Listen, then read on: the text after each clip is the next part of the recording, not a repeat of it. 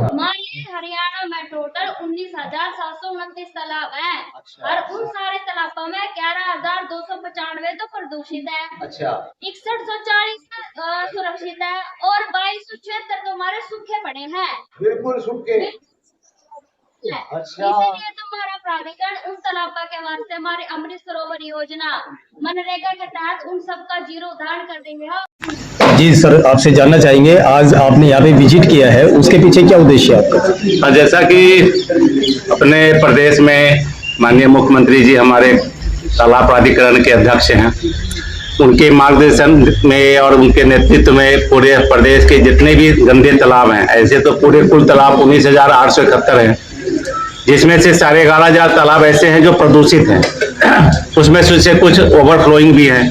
ये हमारे लिए एक समस्या है कि गांव के लोगों के लिए बाढ़ में, बारिश के दिनों में ओवरफ्लो हो जाती है। तो प्रथम प्राथमिकता माननीय मुख्यमंत्री जी की तरफ से कि जितने भी प्रदूषित तालाब है उनको ठीक किया जाए। अब तक हम उन्होंने कुल 2600 तालाब हम उन्होंने ठीक किया है।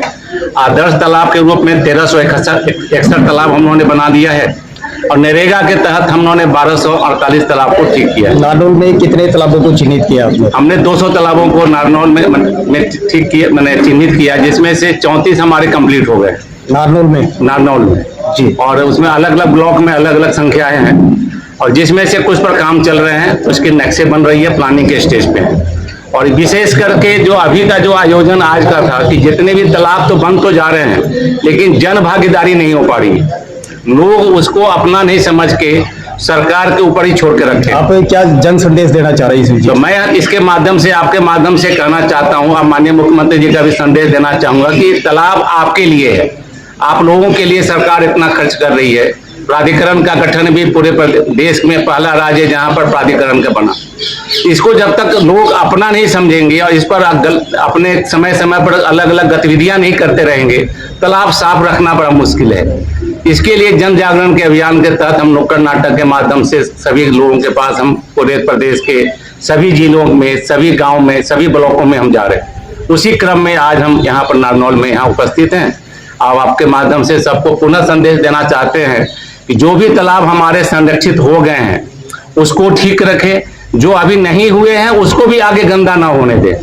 जी, ये हमारा आपके माध्यम। तो अभी तालाबों का जीर्णोद्धार आप कर रहे हैं या कोई टूरिस्ट प्लेस वगैरह बनाने का या कोई आगे उद्देश्य? दोनों काम हमारा है कि जो तालाब इस स्थिति में है, इतने बड़े साइज के हैं, जैसे हम लोगों ने करनाल में, हम लोगों ने अभी कुरुक्षेत्रा में समानी गाँव है नेशनल हाईवे के बगल में, वहां पर हम लोगों ने टूरिस्ट एक्टिविटीज भी शुरू हो गई है। वहां पर रेस्टोरेंट भी है आइलैंड के ऊपर, उसमें बोटिंग भी शुरू हो गई। नारनौल में सर कितने तालाबों को या बावड़ियों को आपने चिन्हित किया है या उसको? अभी हमने जो यहाँ पर जो ऐतिहासिक तालाब है अपने 17 तालाब है टूरिस्ट प्लेस के लिए कितने? 17 तालाबों को हमने चिन्हित किया है, जहाँ पर हम ऐतिहासिक धरोहर है, हमारा धार्मिक धरोहर भी है। जहाँ हम शोभा सागर पॉइंट पर हम बैठे हैं, ये धार्मिक महत्व का भी है और ऐतिहासिक महत्व का भी है, ये दोनों महत्व का है। यदि ये हमारे लिए ठीक हो, हम करने के हम प्लानिंग शुरू कर रहे हैं, इसको ये ठीक हो जाएगा तो दोनों तरह से यहाँ पर पर्यटन का बढ़ावा मिलेगा। सर, ये जीर्णोद्धार का तालाबों का बावड़ी का 2018 से लगभग सरकार का एक अक्टूबर 2018 में प्रारंभ हुआ था, गठन हुआ था उसके, लेकिन प्रारंभिक रूप में थोड़ा सा गति आने में समय लगता है। तो मुख्य रूप से 2019-20 से काम शुरू हुआ है। तो नारनौल में अभी कितने प्लेसेस को विजिट कर चुके हैं सर आप? हम तो लगभग मैंने करीब 700 से ऊपर गांवों को हमने पूरे प्रदेश में। आज के दिन सर नारनौल आप आए हैं तो आज के दिन में हमारा तो सुबह का कहीं और भी मीटिंग थी यूनिवर्सिटी में, और दोपहर के बाद में हम इस स्थल पर मेरा विजिट था।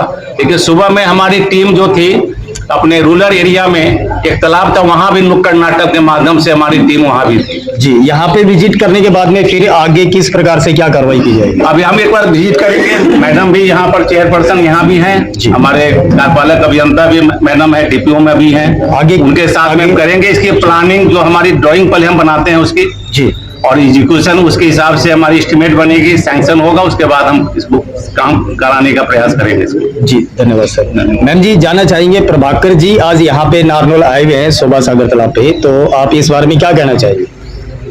मैं तो यही कहना चाहूंगी कि हमारे लिए ये हमारा सौभाग्य होगा, हमारे शहर के तालाबों का नवीनीकरण, सौंदर्यीकरण होगा।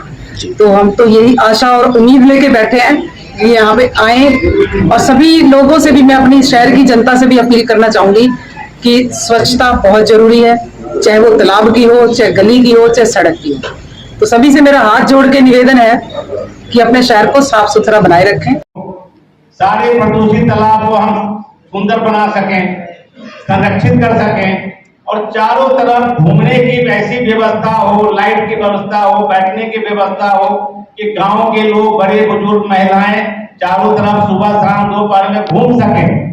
ऐसी चिंता करने वाला पूरे देश में एक ही सरकार अपने हरियाणा प्रदेश की है।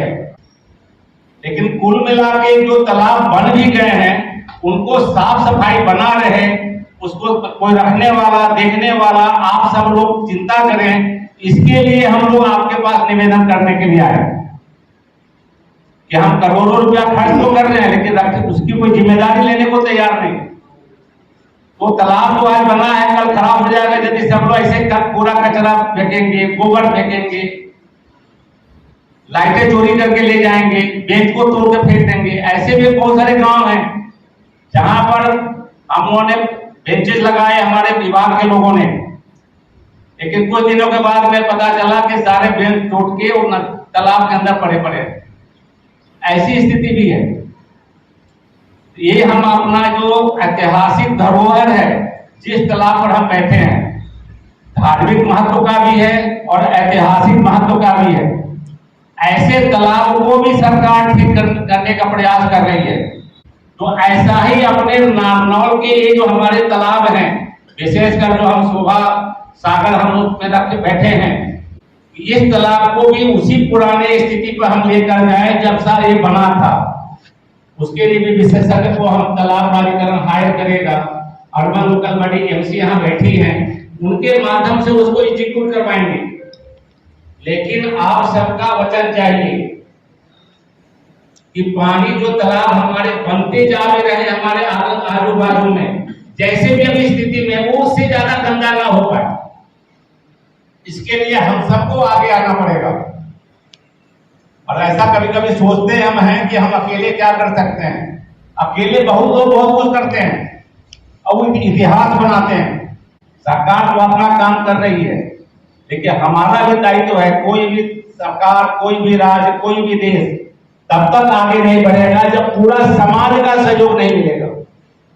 इस निवेदन के लिए हम आपके पास आए और इस निमित्त और भी हम आपसे अनुरोध करना चाहेंगे कि अपने इस नारनौल में 17 ऐसे ऐतिहासिक तालाब हैं जिनको हमने चिन्हित किया हुआ है, हमारे डाटाबेस में है, जिस पर 11 पर काम चल रहा है, तो उसके एस्टिमेट बन रहे हैं और उस पर आगे भी हम काम करेंगे। लेकिन इसके अलावा इसको तो संरक्षित तो करेंगे ही, पानी भी शुद्ध होगा, नीचे रिचार्ज भी होगा, पानी का जल स्तर ऊंचा उठेगा, घूमने के लिए एक सुंदर वातावरण भी मिलेगा। लेकिन साथ साथ हम पेड़ भी लगाएं।